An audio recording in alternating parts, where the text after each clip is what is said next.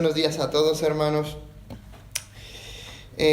Hoy tengo el privilegio de traer la palabra de Dios y me gustaría que analizáramos en esta mañana un tema que me parece bastante importante en toda nuestra vida cristiana.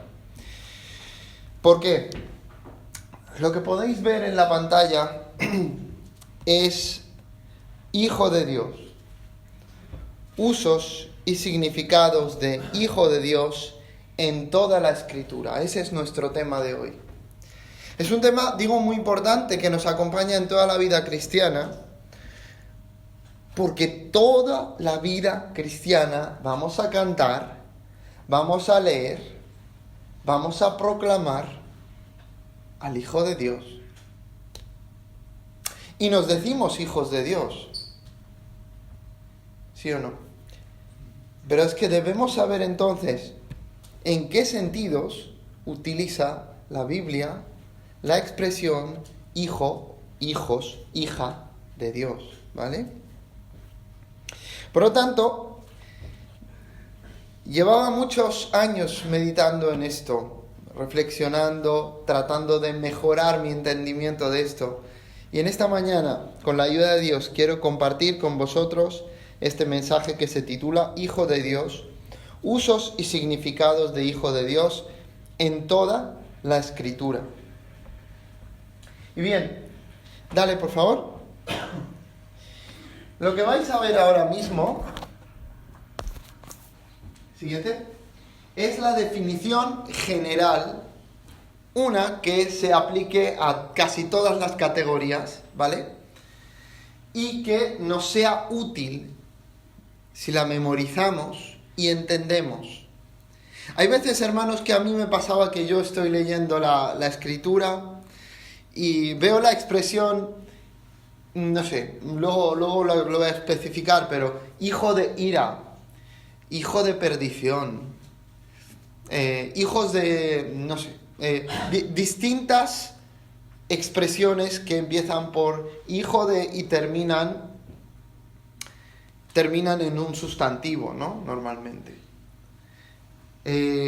Y eso es muy importante porque es que a veces no entendemos qué quiere decir la Escritura con eso. Intuitivamente entendemos por dónde van los tiros, pero me gustaría ayudar a que haya mayor precisión sobre este tema y que de verdad os bendiga y nos ayude a todos a entender esto mejor. Vamos a ver una definición general que he preparado y es esta. Hijo de Dios, como definición general, sería ser o persona cuyo origen, fuente, ¿vale?, está en Dios, cuya conducta evidencia una relación con Dios y cuyo carácter muestra una semejanza con el de Dios. Si nos quedamos con esas tres cláusulas, vamos bien. Repito, ser o persona cuyo, 1, origen o fuente está en Dios, 2, cuya conducta evidencia una relación con Dios, y 3, y cuyo carácter muestra una semejanza con el de Dios. Siguiente. Por excelencia, la mejor representación de esto, ¿sí?, ¿quién es? Jesucristo, Jesús el Mesías, Jesús el Cristo, el Hijo de Dios con mayúscula. Vamos a seguir. Y ahora nos podemos preguntar por lo que os he empezado a decir. ¿Qué sería un hijo de X, entre corchetes, ¿no?, en la Biblia? Vamos a verlo. Alguien cuya conducta, en consecuencia de la definición arriba especificada, ¿no?, alguien cuya conducta muestra su relación con aquello de lo que se dice que es hijo. La relación puede ser de origen, de semejanza, forma de proceder o de actuar, etc. Vamos a ver los ejemplos. Ejemplos. Hijos de ira. ¿Sí? Efesios dice que nosotros, o el mundo, somos hijos de ira antes de convertirnos en hijos de Dios. ¿Qué quiere decir? Somos aquellos cuya conducta muestra una relación clara con la ira, que es nuestro destino, lo que nos espera de no reconciliarnos con Dios. Lo mismo, hijos de Belial. Es una expresión que aparece muchísimas veces en las Escrituras, en el Antiguo Testamento, pero que a veces no lo notamos porque el término está en hebreo, ¿vale? Pero los hijos de Belial son esas personas malas, son los hijos de los rebeldes o de la rebeldía, ¿sí? Son esos desobedientes que muestran esa maldad pecaminosa, casi satánica, ¿no? En su forma de actuar, ¿sí? Y entonces por eso podemos leer en el Antiguo Testamento que había personas que eran rebeldes o hijos de Belial. Y en algunos casos esas personas a lo mejor tenían que ser apedreadas, ¿no? Porque eran completamente desobedientes y que llevaban a las demás personas a ese tipo de apartarse de Dios, ¿no? Personas que no seguían la ley de Dios y que se empeñaban en vivir la vida a su manera, ¿no? Hijos del trueno, los famosos Boanerges, ¿no? Los hijos de Zebedeo, los hijos del trueno, ¿no? Por su carácter, ¿vale? No me quiero alargar mucho más, ya veis, hijos del diablo, hijos de este siglo, hijos de consolación. Todo tiene que ver con aquellos cuya conducta muestra su relación con aquello de lo que se dice que son hijos. La relación puede ser de origen, de semejanza, forma de proceder, por su destino, a dónde van, hijos de ira, hijos de perdición, etcétera, etcétera. Seguimos. Y ahora vamos a ver usos y significados del término hijo de Dios a través de la Escritura. No hijo de cualquier otra cosa, sino hijos de Dios en particular, que es nuestro objetivo de hoy. Y en primer lugar, si le puedes dar ahí, el primer uso que encontramos en la Biblia, he intentado establecer un orden cronológico de los seres un poco, pero por un lado cronológico, por otro lado por los testamentos, el Antiguo y el Nuevo Testamento, ¿no? Entonces, antes que Adán he puesto los ángeles, ¿vale? Que los ángeles preexisten al ser humano. Entonces, vemos que los ángeles en la Escritura son llamados hijos de Dios y lo vamos a ver con cada ejemplo más adelante. Segundo, sería Adán, ¿sí? Adán. Tercero, Israel. Cuarto, los israelitas. Quinto, un ser divino o con apariencia divina. Sexto, el Mesías davídico. 7. El engendrado milagrosamente por obra de Dios. 8. Persona que es un fiel reflejo de Dios en su carácter, forma de ser y actuar. Alguien que nos revela perfectamente a Dios. 9. Persona que proviene de Dios. 10. Persona que es igual a Dios. 11. El que es nacido de Dios por regeneración, ¿sí? Lo vamos a explicar después. Y 12, por último, el que es miembro de la familia de Dios por adopción. Son muchos usos, ¿verdad?, que encontramos. A veces decimos, pues tendrá 2 o 3, ¿no? Pero fijaos cuántas facetas puede tener el uso de este título en la Escritura. Increíble, ¿no?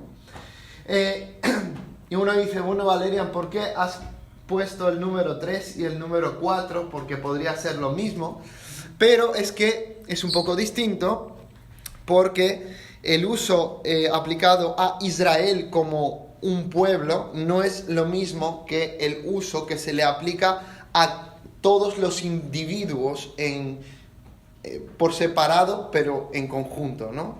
No es lo mismo. No es lo mismo. Y entonces, solamente quería explicar antes de entrar al siguiente punto, el punto 11, el que es nacido de Dios por regeneración, que algunos puede que no sepáis esta palabra o no la asociéis con el nuevo nacimiento. La regeneración no es una mejoría, ¿sí? La regeneración no es, yo qué sé, regeneración de piel o algo así que puede, no sé, de lo que se pueda estar hablando de regeneración hoy en el mundo. ¿sí? Regeneración es nacer de nuevo. Es la misma palabra regeneración, es paligenesia, en griego es nacer de nuevo. Y se utiliza en distintas ocasiones en la Escritura, tanto para hablar del creyente que ha nacido de nuevo, como para hablar del mundo que va a ser renacido, recreado, restaurado. Y el mundo cuando Cristo vuelva, cuando le dijo, ¿no? Cuando venga la regeneración, ¿sí? Os sentaréis en los 12 tronos, ¿no? Juzgando a las 12 tribus de Israel. ¿Os suena? De Mateo, ¿no? Regeneración, ¿vale? La doctrina de la regeneración, ¿por qué decimos nacido de Dios por regeneración? Porque la regeneración es la doctrina de que Dios hace un acto sobrenatural para dar una nueva naturaleza a ese ser que estaba caído, enajenado de Dios, que vivía a su manera, ¿vale? Después de este comentario ya vamos a ver algunos pasajes, ¿no? Uno como mínimo por cada término, para ver los usos y los significados de este término. Adelante. Entonces, el primero que os decía, encontramos los ángeles. Y vamos a ver en el libro de Job, capítulo 38, versículos 6 al 8, dicen lo siguiente. Estoy utilizando la versión, la Biblia textual. Dice, ¿sobre qué están fundadas sus bases? ¿Quién puso su piedra angular? Cuando alababan todas las estrellas del alba y todos los hijos de Dios daban gritos de júbilo. ¿Quién encerró al mar con doble puerta cuando irrumpía saliéndose de su seno? El primer uso del Hijo de Dios que encontramos entonces es aplicado a los ángeles, aquellos que estaban con Dios, contentos, dando gloria a Dios al ver cómo Dios, con sabiduría, creaba el universo. Cuando alababan todas las estrellas del alba y todos los hijos de Dios daban gritos de júbilo. ¿Os imagináis? Los ángeles de Dios dando gritos de júbilo a la hora de ver cómo Yahvé, nuestro Dios, creaba el universo a través de Jesucristo, que es su palabra. Tremendo. Entonces, vemos que hijos de Dios no es solamente por regeneración. En este caso, es por creación. Son hijos de Dios creados. Creados de manera directa. Dice Colosenses que todo fue creado, hablando de Cristo, por medio de Él y para Él, todas las cosas visibles e invisibles. Cristo es la palabra de Dios. Cristo crea a los ángeles y después crea el resto del universo, ¿vale? Los hijos de Dios, los hijos creados, ¿sí? A diferencia de Cristo, que sería increado, ¿sí? Es coeterno con el Padre. Seguimos en el 2. Y el segundo uso que os dije es el de Adán, ¿vale? Adán, indirectamente hablando de Cristo, porque estamos en Lucas 3:38 y dice, hijo de Enos, de Set, de Adán y de Dios, ¿vale? Es quizá una cosa en la que no todos nos hemos fijado, que parece que Lucas lo que está haciendo es trazar la genealogía hacia atrás, la genealogía de Jesús, y dice que, Jesús, de quien pues se dijo en el capítulo 1 que es el Hijo de Dios, ya explicaremos por qué, que tiene muchísima coherencia con esto, y entonces dice, traza la genealogía hacia atrás y dice que era hijo de Enos, hijo de Set, de Adán y de Dios. Entonces, no solo Jesús es hijo de Dios en ese sentido de origen, ¿sí? Como ser humano, en tanto que ser humano, sino también Adán mismo, por lo tanto, es llamado hijo de Dios, porque fue creado de manera sobrenatural, de manera milagrosa. Dios le ha dado vida, sin el uso aparente de una madre y un padre. ¿Vale? El pueblo de Israel, el número 3. Dice el Éxodo 4:22. Y dirás a Faraón, está hablándole a Moisés, y dirás a Faraón, así ha dicho Yahvé, Israel es mi hijo, mi primogénito. Entonces, hijo de Dios no solo se refiere a Cristo, no solo se refiere a nosotros, se refiere, como os decía, a Israel como pueblo. Dice que tenía que Moisés decirle al faraón que así ha dicho Dios, Israel es mi hijo, mi primogénito. ¿Sí? Mi primogénito. Primogénito es como el más importante entre los varios de los que se pueda estar hablando, ¿no?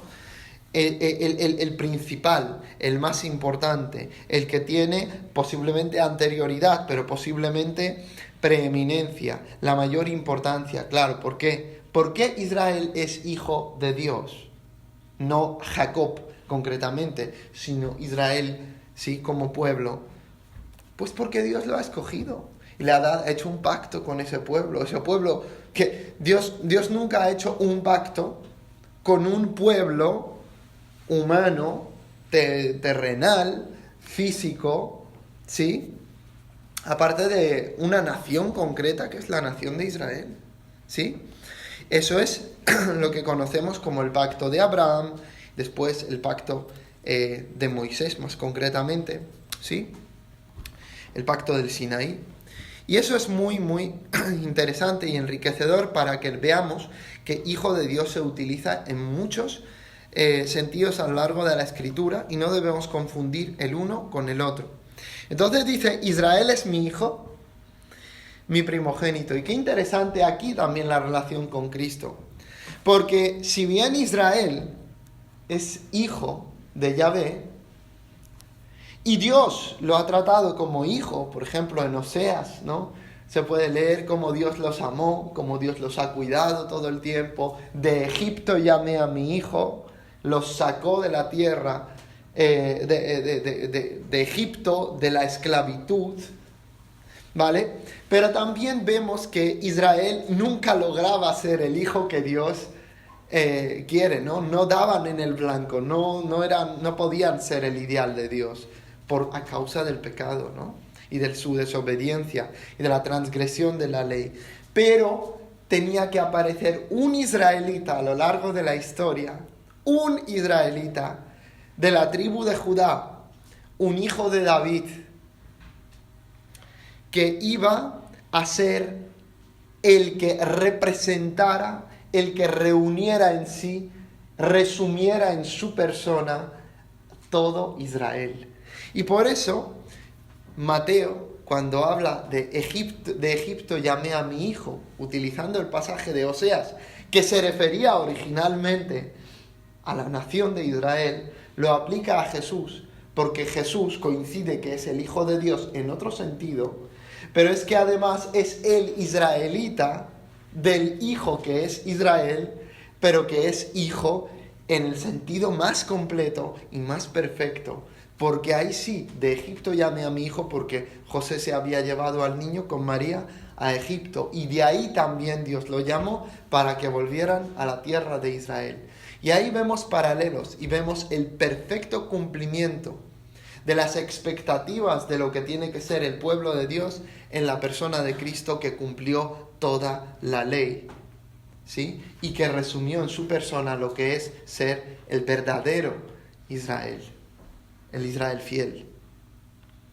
¿Sí? Hemos hablado de esto. Vamos al siguiente punto. Entonces nos encontramos con que también los israelitas, por individual y en conjunto, ¿sí?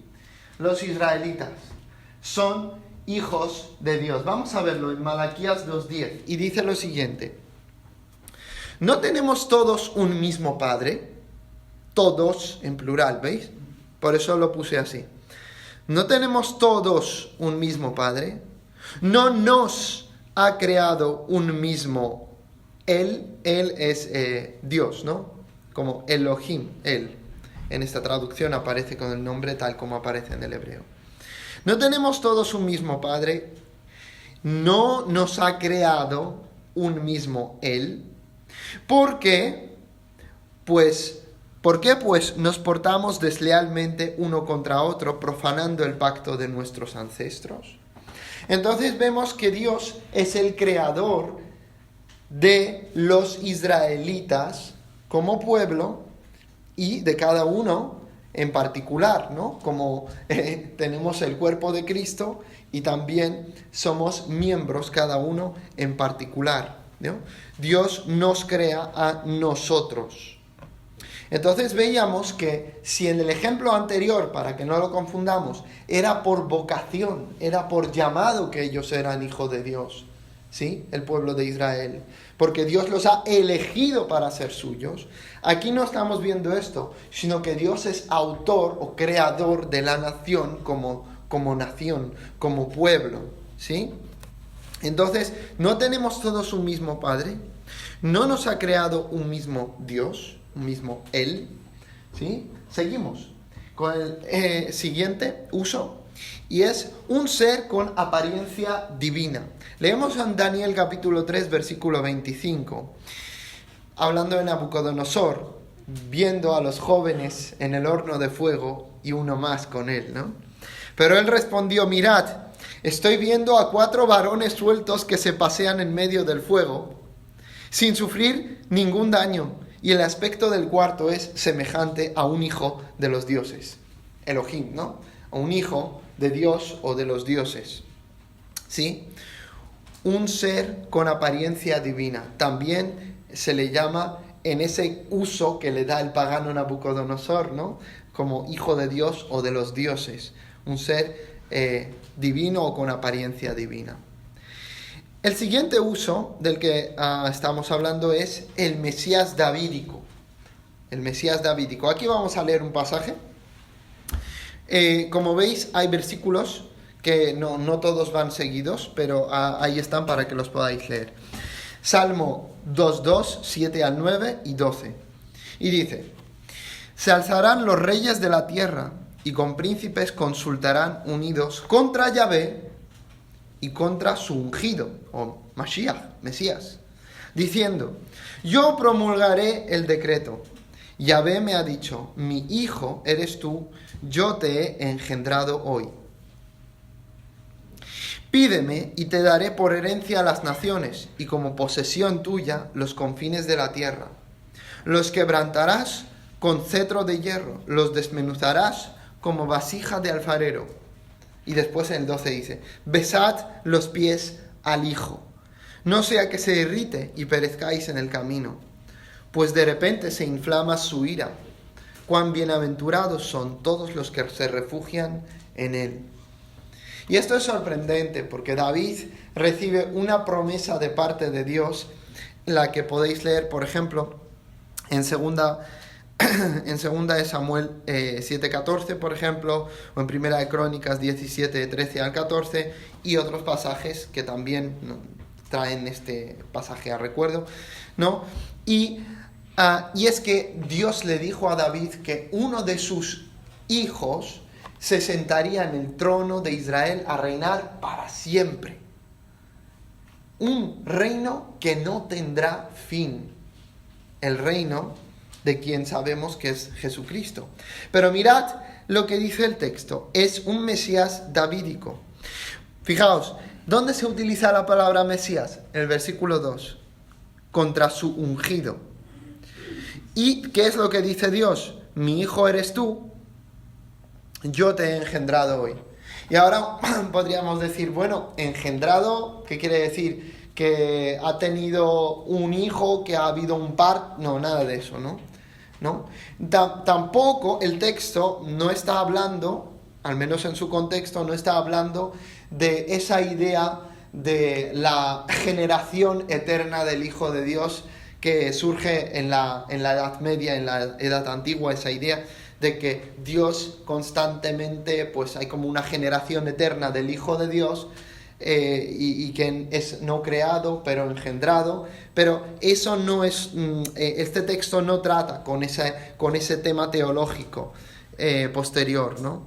Sino lo que está diciendo es que te he engendrado hoy. ¿Y dónde está el acto de ser engendrado? Pues precisamente en declarar: mi hijo eres tú, yo te he engendrado hoy.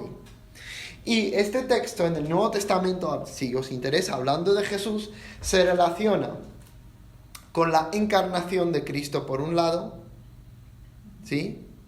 Y por otro lado, con la resurrección de Cristo. Según Hechos también se puede vislumbrar, ¿no? Entonces vemos, por ejemplo, que en Romanos capítulo 1, Pablo dice que Jesús es declarado Hijo de Dios con poder por medio de la resurrección de los muertos.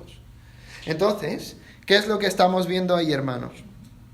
Pues estamos viendo que Dios le dice: mi hijo eres tú, yo te he engendrado hoy, en la encarnación, y Hijo de Dios con poder, ¿sí? Es decir, toda potestad me ha sido dada en el cielo y en la tierra, por tanto, id y haced discípulos. ¿En qué momento? En el momento de la resurrección. Hijo de Dios desde siempre en su naturaleza, Hijo de Dios como declarado Hijo de Dios en su nacimiento, pero Hijo de Dios con poder, que ha conquistado, que ha derrotado el imperio de la muerte en la resurrección, ¿vale? ¿En qué momento lo ha engendrado? Encarnación y con poder en la resurrección. Aquí no hay nada de la eternidad, ahí no estamos hablando de esto. Y dice: pídeme y te daré por herencia a las naciones. O sea que ese personaje, Mesías, sería alguien que tendría el dominio sobre todas las naciones, porque dice: posesión tuya los confines de la tierra. Y el 9, los quebrantarás con cetro de hierro, los desmenuzarás como vasija de alfarero. Muy interesante, ¿no? Un dominio total sobre el mundo. Y va a tener ese Mesías, hijo de David, ungido de Dios. Y termina diciendo: besad los pies, por si no nos queda muy claro quién es, ¿no? El mismo término, hijo del 7, aquí también: besad los pies al Hijo, no sea que se irrite y perezcáis en el camino, pues de repente se inflama su ira. ¿La ira de quién? Normalmente hablamos de la ira de Dios, como pensando en el Padre. Pero el Apocalipsis capítulo 6 habla también de la ira del Hijo, la ira del Cordero, de la que huirán las personas y querrán que los montes caigan sobre ellos, porque esas personas no arrepentidas recibirán su retribución por no querer que el Hijo de Dios, el Cordero, reine sobre sus vidas. Besad los pies al Hijo, no sea que se irrite y perezcáis en camino, pues de repente se inflama su ira. Cuán bienaventurados son todos los que se refugian en Él. Como decía hoy el hermano, esto tiene que ver conmigo, ¿no? Porque con nosotros, los hijos de Dios, porque somos bienaventurados, porque en Él nos hemos refugiado.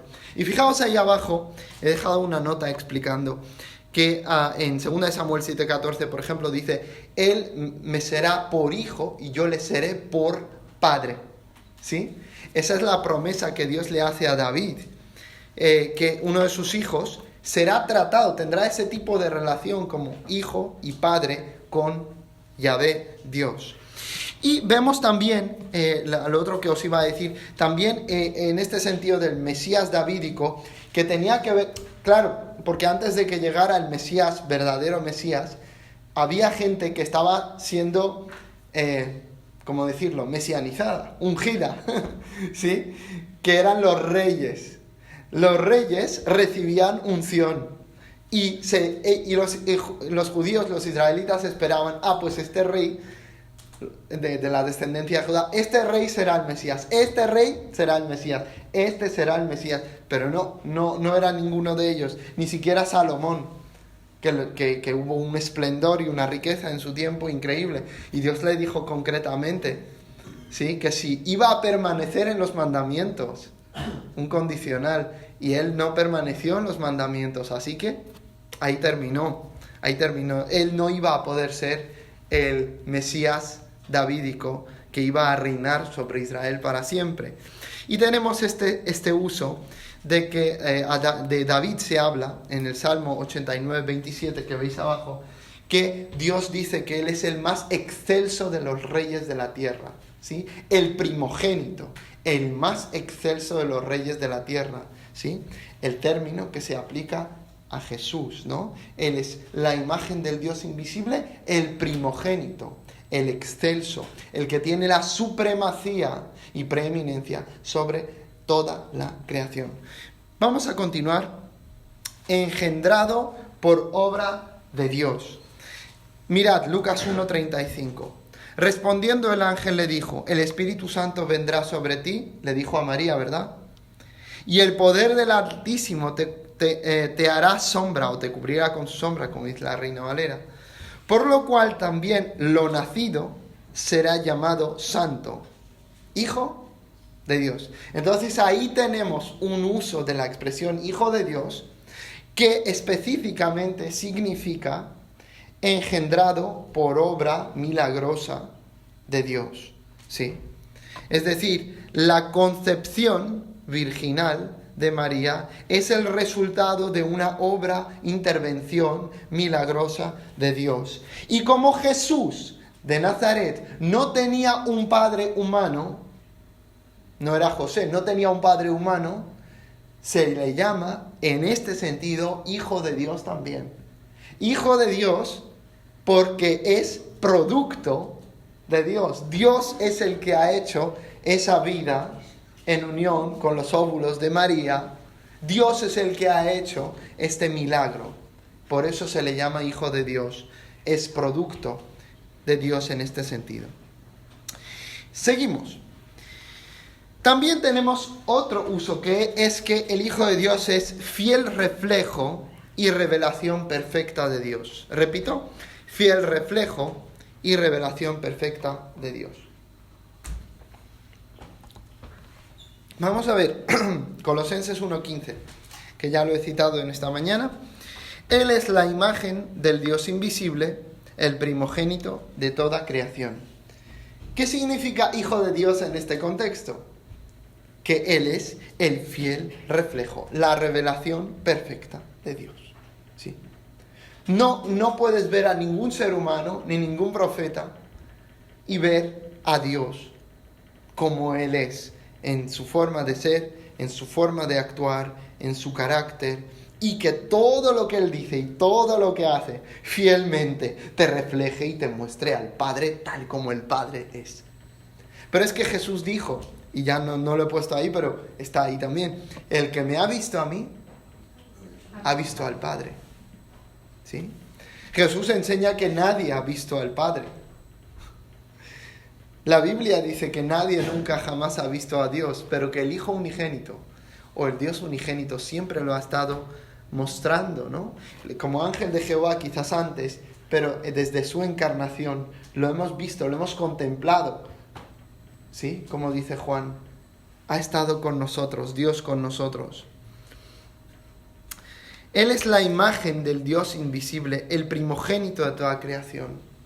Y este Dios invisible, el Padre a quien nadie jamás ha visto excepto aquel que ha sido enviado por el Padre, Juan capítulo 6, se nos ha dado a conocer y nos ha mostrado a través de su imagen, a través de su forma de ser, a través de su forma de actuar, nos ha mostrado cómo es exactamente Dios el Padre. Cuando miras a Jesucristo, ves al Padre. Hebreos 1:3 dice, hablando del Hijo, de nuevo, el Hijo, quien siendo el resplandor de su gloria y la imagen misma de su ser, y quien sustenta todas las cosas con la palabra de su poder, habiendo efectuado la purificación de los pecados, se sentó a la diestra de la majestad en las alturas. Entonces, ¿cuál es la definición quizás con la que todos nos tenemos que quedar en nuestra cabeza acerca del Hijo de Dios, hablando de Jesucristo en concreto? Pues podemos quedarnos con cualquiera de las que ponen ahí, pero es muy útil entender, a mí me ayuda personalmente, ir a Hebreos 1:3, para entender que la Biblia enseña que el Hijo es el resplandor de la gloria de Dios, la expresión exacta de lo que Él es, como dice la Biblia de las Américas, la expresión exacta de lo que Él es. Entonces, si tú quieres ver la expresión exacta y el resplandor de su gloria, tienes que ir al Hijo. Piensa en el sol, ¿no? El sol, ese astro, resplandece. Tú no puedes ver el sol tal como lo conocemos, ¿sí? Porque ya no sería el sol exactamente, sino una estrella apagada, ¿no? No podemos ver al sol tal como nosotros lo entendemos y lo conocemos, desvinculado de su luz, desvinculado de su gloria, la grandeza, la luz. Y es cuando ves la luz, dices, ahí está el sol. Tú no has visto el sol, tú no has visto el astro, tú has visto la luz que emana del astro y has visto su forma, ¿sí? Entonces, pero has visto el sol, ¿sí o no? Eso es correcto decirlo. Pero en realidad no has visto sus componentes del astro y todo eso. No. Has visto la gloria, has visto la luz. Y cuando miramos al Hijo de Dios, en este sentido, como fiel reflejo y revelación perfecta de Dios, es que vemos que el que ha visto a Jesús realmente ha visto al Padre. Él es el resplandor de la gloria de Dios eternamente y la imagen misma de su substancia o de su ser. ¿A quién vamos a ver en el cielo? Al Cordero, al que está sentado en trono y al Cordero. El Cordero siempre es el visible. Cuando estamos en el Apocalipsis capítulo 21, dice que está la lumbrera, ¿no? Y la luz. De nuevo, lo que vemos es Cristo. Cristo, la imagen del Dios invisible. Y termino esta sección con Juan 1:18, que en esta versión, como digo, se remite a los manuscritos más antiguos, como lo he dicho alguna vez. Dice, nadie ha visto jamás a Dios. El unigénito Dios que está en el seno del Padre, Él lo reveló. Unigénito en sentido de hijo, ¿verdad? Pero el unigénito Dios, así como en el principio era la palabra era con Dios, y la palabra era Dios, estaba cara a cara con Dios y era Dios, por medio de Él todo fue hecho. Y es que este unigénito Dios está en íntima relación con el Padre desde la eternidad. Y Él nos lo reveló. En el griego la palabra que aparece ahí es de donde viene nuestra palabra exégesis, la investigación, a entender lo que dice la Biblia, ¿sí? A partir de la historia, a partir del estudio gramatical del texto, ¿sí? Y darnos cuenta de lo que la Biblia originalmente quería decir a sus oyentes principales, ¿no? A sus contemporáneos. Jesús es la exégesis, si queréis, del Padre, ¿sí? Entendemos, vemos la revelación, por eso veis la palabra reveló. Por lo tanto, este sentido es muy importante y por eso me quedo aquí bastante, es que Él es el fiel reflejo y revelación perfecta de Dios. Y vamos a seguir con la siguiente, ya nos queda poco, y dice, persona que proviene de Dios. Juan capítulo 8, versículos 42 al 44 dice, Jesús les dijo, si Dios fuera vuestro Padre, le dijo a los judíos, ¿no? Que creían en Él, pero que después resulta que no creían en Él, ¿vale? Si Dios fuera vuestro Padre, ciertamente me amaríais, porque yo procedo y he venido de Dios. No he venido de mí mismo, sino del que me envió. ¿Por qué no entendéis mi lenguaje? Porque no podéis oír mi palabra. Vosotros sois de vuestro padre. Volvamos al sentido, ¿no? Vosotros sois de vuestro padre, el diablo, y los deseos de vuestro padre queréis hacer. Él era homicida desde un principio y no se mantuvo en la verdad, porque no hay verdad en él. Cuando habla mentira, de lo suyo habla, pues es mentiroso y padre de ella, de mentira, ¿no? Padre de ella. Entonces, aquí vemos, aunque no se utiliza tal cual en el versículo 42 la expresión Hijo de Dios, entendemos lo que se está diciendo. Si Dios fuera vuestro Padre, ¿sí? Ciertamente me amaríais, porque yo procedo, ¿veis? Hijo, Padre, ahí está el lenguaje. porque yo procedo, o sea, soy hijo de Dios, procedo y he venido de Dios. Ese es el sentido de hijo de Dios, como persona que proviene de Dios. No he venido de mí mismo, sino del que me envió. Procedo, dice, y he venido de. Eso es provenir, ¿no? Después, Juan 13:3 dice, sabiendo, hablando de Jesús, que el Padre le había puesto todas las cosas en las manos y que había salido de Dios y a Dios iba. ¿Lo veis? Persona que proviene de Dios. Eso es el Hijo. De hecho, por eso se utiliza la palabra Padre, sabiendo que el Padre al Hijo, ¿no?, le había puesto todas las cosas en las manos y que había salido de Dios y a Dios iba. Sentido de procedencia, origen, de dónde Él proviene. Siguiente, persona que es igual a Dios. Juan 5:18 dice, por esto más procuraban los judíos matarlo, porque no solo quebrantaba el sábado, según como ellos lo entendían, sino también decía que Dios era su propio Padre, haciéndose igual a Dios. ¡Qué escándalo!, ¿no? Que no solamente quebrantaba su manera equivocada de interpretar el sábado, sino también decía que Dios era su propio Padre. ¿Y qué significa en este sentido hijo de Dios? Cuando tú dices Dios es mi propio Padre, por eso Jesús decía Abba, ¿sí? No solamente pater, que sería en griego padre, sino Abba, ¿sí?, como papito, ¿sí?, o papá, sería más correcto. Papá, que uno no le dice papá a cualquier persona, le puede decir padre, pero no le puede decir papá, ¿no? Bueno, pues Jesús llamaba papá, que es lo correcto, llamaba papá a Dios, y eso les chocaba, porque nadie jamás había hablado así. Jesús pretendía ser hijo de Dios, utilizando la expresión que un niño utilizaba con su propio padre, y por eso no lo aguantaban, porque no solamente quebrantaba a su juicio el sábado, sino también decía que Dios era su Abba, haciéndose igual a Dios. O sea, ¿por qué? Porque en este sentido, el uso, si tú dices que eres hijo de Dios en ese sentido íntimo con Dios, estás diciendo para la sociedad de ese tiempo, ellos entienden que estás diciendo que eres igual a Dios. No solamente que provienes de Dios, como hemos dicho, sino que eres igual a Dios. Dices que eres Dios. Y para comprobarlo, sigamos viendo en Juan 10, 30 al 33, cuando Jesús decía que nadie puede arrebatar las ovejas que están en su mano, ni tampoco las que están en la mano del Padre, y dice, yo y el Padre somos uno, o una sola cosa. Los judíos alzaron otra vez piedras para apedrearlo, porque por blasfemia, ¿no? Jesús les dijo, muchas buenas obras del Padre os he mostrado, ¿por cuál de ellas me apedreáis? Le respondieron los judíos, por buena obra no te apedreamos, sino por blasfemia, y porque tú, siendo hombre, te haces Dios.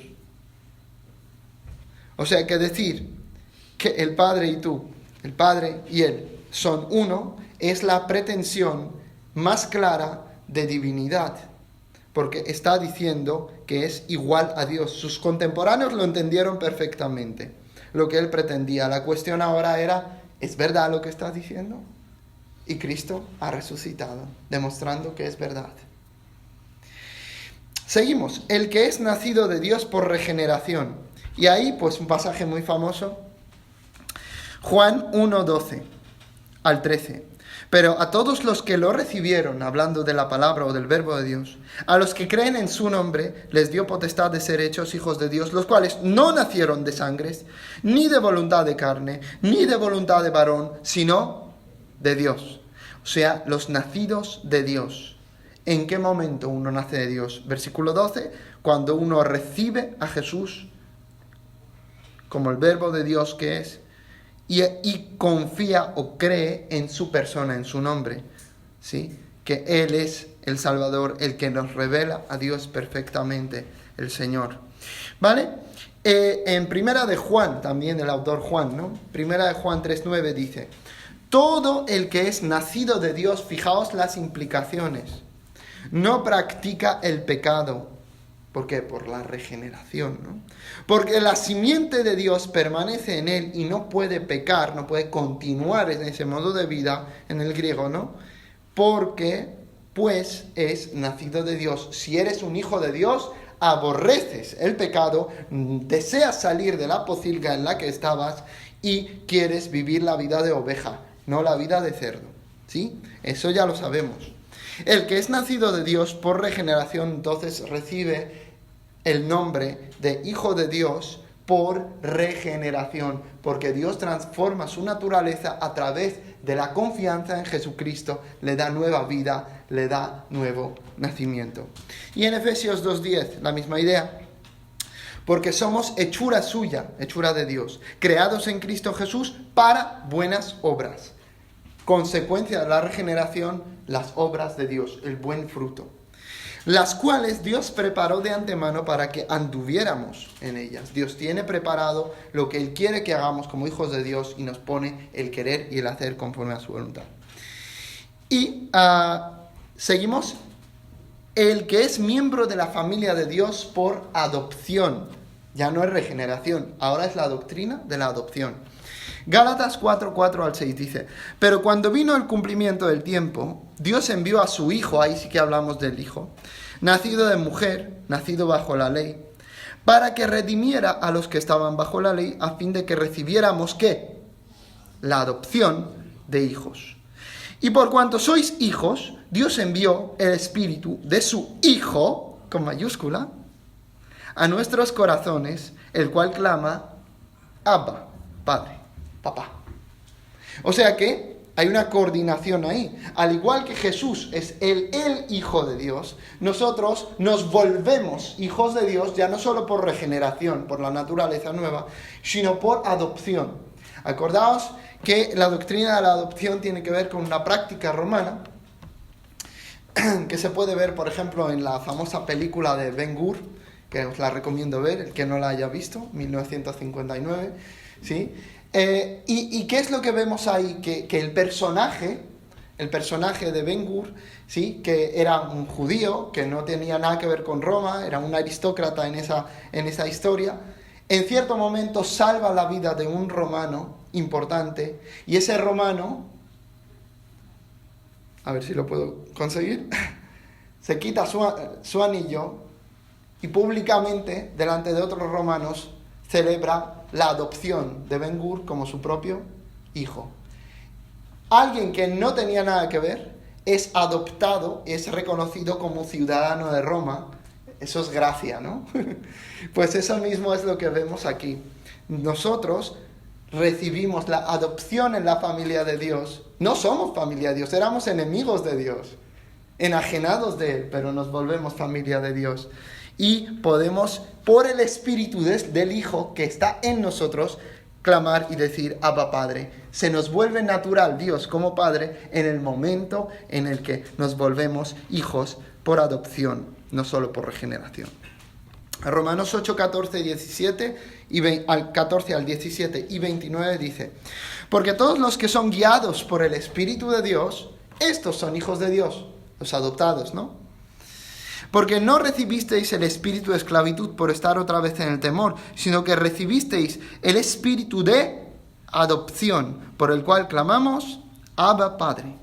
El Espíritu mismo da testimonio a nuestro espíritu, o con nuestro espíritu sería correcto, de que somos hijos de Dios. Uno, el que es hijo de Dios sabe que lo es, porque en el Espíritu recibe el testimonio de Dios, el testimonio del Espíritu Santo, de que es hijo de Dios y que la salvación solamente se encuentra en Cristo Jesús. Y si hijos, también herederos. Por una parte, herederos de Dios, ¿veis la familia de Dios? Herederos de Dios. Y por la otra, coherederos con Cristo, ya que juntamente padecemos, para que juntamente seamos glorificados. Los cristianos estamos llamados a padecer en este mundo. Pablo dijo que el que quiera vivir la vida piadosamente sufrirá persecución, ¿vale? Y es a través de los padecimientos, dice otro texto, que nos es necesario entrar en el reino de los cielos. Porque a los que antes escogió, versículo 29, también los predestinó a ser de la misma forma de la imagen de su Hijo, ¿sí? para que Él sea primogénito, el primero en la serie, ¿no? El primogénito entre muchos hermanos. Los hermanos que recibieron el espíritu de adopción, ¿sí? Que comparten el espíritu y son transformados de gloria en gloria, son transformados a la imagen del Hijo a lo largo de su vida espiritual. Y ahí hemos terminado y veamos el repaso. En todos los sentidos, usos y significados del término Hijo de Dios a través de la Escritura. Vamos a leerlo todos ahí en vuestras mentes. Ángeles, Adán, Israel, los israelitas, un ser divino con apariencia divina, el Mesías davídico, el engendrado milagrosamente por obra de Dios, persona que es un fiel reflejo de Dios en su carácter, forma de ser y actuar, alguien que nos revela perfectamente a Dios, persona que proviene de Dios, persona que es igual a Dios, el que es nacido de Dios por regeneración y el que es miembro también de la familia de Dios por adopción. Siguiente. Y ahí vemos las 8 clases de Hijo de Dios que hemos visto. Hemos nombrado 12 usos y he logrado sacar ahí 8 clases. Mirad, la primera clase, hijos de Dios por creación / formación / producción. ¿Por qué producción está en otro color? Porque es algo que compartimos nosotros y también Cristo, ¿sí?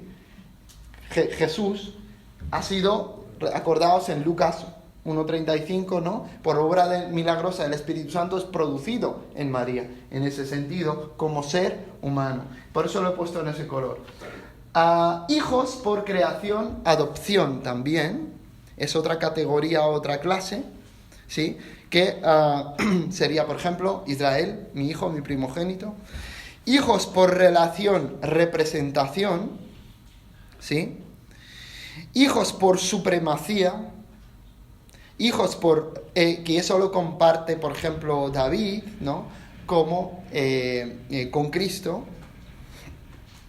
Hijos por regeneración espiritual, hijos por adopción espiritual, hijos, y eso también lo compartimos, por reflejar a Dios. Tú, hermano, hermana, estás llamado a reflejar a Dios. En tu vida, en tu trabajo, en tu lugar de estudios, donde estés, estás llamado a ser esa luz que el mundo no tiene, luz del mundo. Hijos por reflejar a Dios y asemejarse a Él, ¿verdad? En nuestra forma de vivir, en nuestra forma de comportarnos, ¿sí? Cuando Nabucodonosor lo vio, ¿no? Y dijo, es como semejante a un hijo de los dioses, ¿sí? Algo que te recuerda a Dios, que es un reflejo de cómo es lo divino, cómo es Dios. Y por último, y ese va en otro color, hijo por origen e igualdad, porque es singular, pertenece solo al unigénito Dios. Hijo por origen, ¿sí? Porque proviene de Él, porque es el resplandor de la gloria de Dios, y por igualdad, porque es igual al Padre. Merece la misma honra, la misma gloria y comparte la misma naturaleza. Reflexión final. Efesios 2:19-22, un pasaje que no hemos leído, pero que nos habrá sonado, es este. Así pues ya no sois extranjeros ni advenedizos, hablando a los cristianos, dice Pablo, sino que sois conciudadanos con los santos y miembros de la familia de Dios. Esta es tu identidad nueva si estás en Cristo Jesús. Dice, edificados, fijaos, edificados sobre el fundamento de los apóstoles y profetas, siendo la piedra angular el mismo Cristo Jesús. Tú estás hoy y otros días siendo edificado sobre el fundamento de los apóstoles y profetas, que es el Nuevo Testamento, ¿vale? ¿En qué te edificas? Yo me edifico en el Nuevo Testamento, no del Antiguo. Edificados sobre el fundamento de los apóstoles y profetas, siendo la piedra angular el mismo Cristo Jesús, ¿sí? En quien bien trabado todo edificio crece. Fijaos, ¿a qué estás llamado? A crecer. Estás siendo edificado con un propósito de crecer. En quien bien trabado todo edificio crece hasta llegar a ser un templo santo en el Señor. En la promesa de Dios a David acerca del Mesías, hermanos, muchos, incluso del ámbito judío, dicen, pero es que si Jesús fuese el Mesías, tendría que haber construido el templo. Ahí tenemos dos problemas. Uno, que había ya un templo en el tiempo de Jesús y 40 años después es destruido. Pero el punto no es este, es que Él edificó un templo, pero un templo que es eterno, un templo que dura para siempre y cuyos fundamentos son los apóstoles y profetas del Nuevo Testamento. Y tú eres una de esas piedras. Pedro, en Primera de Pedro, capítulo 2, habla de los cristianos como piedras vivas. Y Él nos va transformando. ¿Sabéis por qué dice vivas? Porque hay que lijarlas, ¿no? Hay que darles forma. Y eso es lo que Él está haciendo hoy contigo, transformarte a la imagen de su Hijo, por excelencia, Jesucristo. Y por eso nos edifica, por eso nos ha dado la palabra de Dios, por eso crecemos hasta llegar a ser un templo santo en el Señor. Somos ese templo que está en construcción hasta que Cristo venga por segunda vez. En el cual también vosotros sois juntamente edificados, ¿para qué? Edificados para morada de Dios en el Espíritu. Ese templo va a ser habitado y es habitado por el Espíritu Santo. Tú estás llamado a ser templo de Dios en la tierra y reflejo de Cristo y de Dios. Que Dios nos ayude en esta misión a comprender qué significa el Hijo de Dios y poder aplicarlo, poder leer la Biblia con más tranquilidad y no tener confusión acerca del tema. Y sobre todo poder edificarnos sobre, crecer hasta y edificarnos para. Porque el Mesías, Jesús es el Mesías. Él ha resucitado y prueba de ello es, una de las pruebas de que es el Mesías, es la Iglesia. Que nosotros existimos y podemos reflejar a Dios a pesar de nuestras falencias, a pesar de nuestros fallos. Que Dios nos ayude. Dios os bendiga a todos.